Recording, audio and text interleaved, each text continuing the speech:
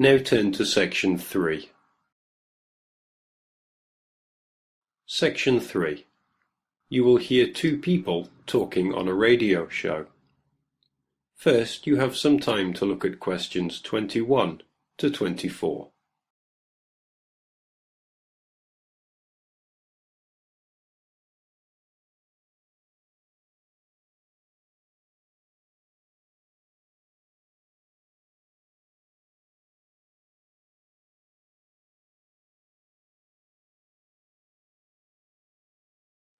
Now listen carefully to the first part of the conversation and answer questions 21 to 24.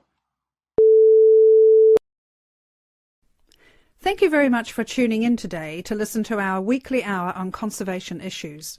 Last week we spoke about the impact of environmental changes on primates, and this week, to continue the theme, we have invited in a specialist by the name of Professor Andrew Ripley, all the way from USA, to tell us more about the problems faced by the cat family.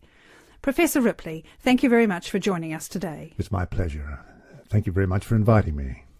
So I understand that you spent a great proportion of your time travelling the globe and monitoring changes in population levels of the cat family. Yes, that's correct. Of course, we're not talking about the domestic cat here, but their majestic cousins such as the lion, tiger and jaguar, to name but a few.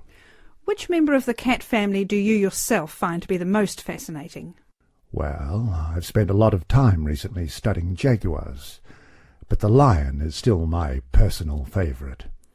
It is the world's most social cat, and unusual in the way in which it chooses to group together with others of its species.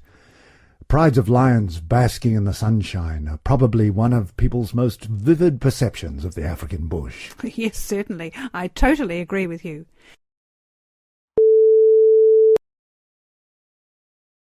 You now have some time to read questions 25 to 30.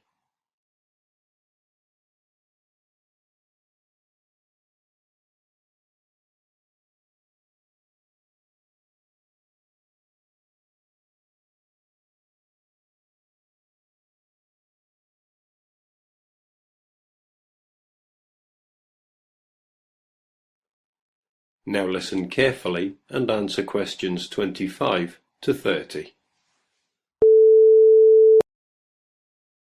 Can you tell me the current lion population in Africa these days? Well, it's very difficult to measure it accurately. Figures range from 100,000 to as few as 30,000. But it's generally estimated that there are 50,000. In order to maintain the population and protect the species from poachers, many are moved to protected areas. Which member of the cat family do you feel is most at risk?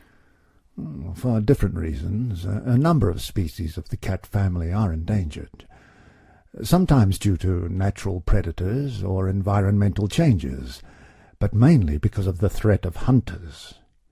For example, I'm sure you're aware the bones and body parts of tigers have been and still are traditionally used in medicines in the Far East.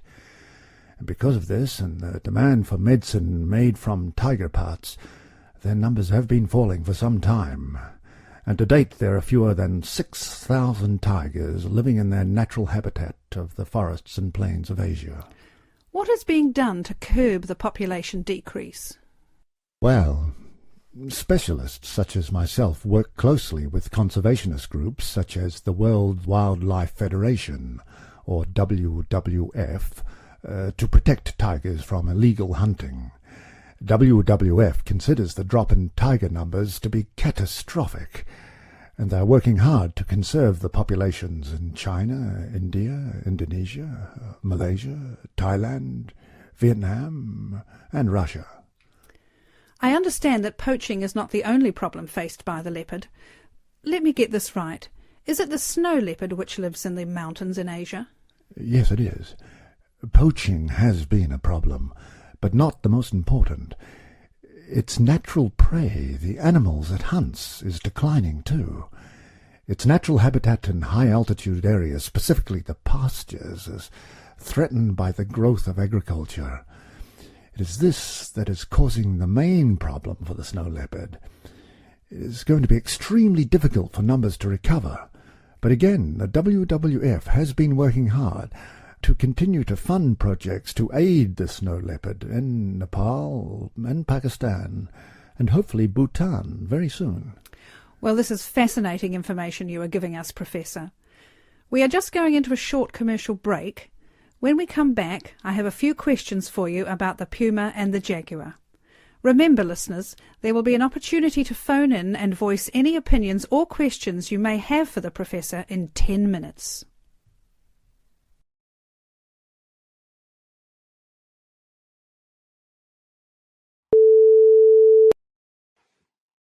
That is the end of section 3. You now have half a minute to check your answers.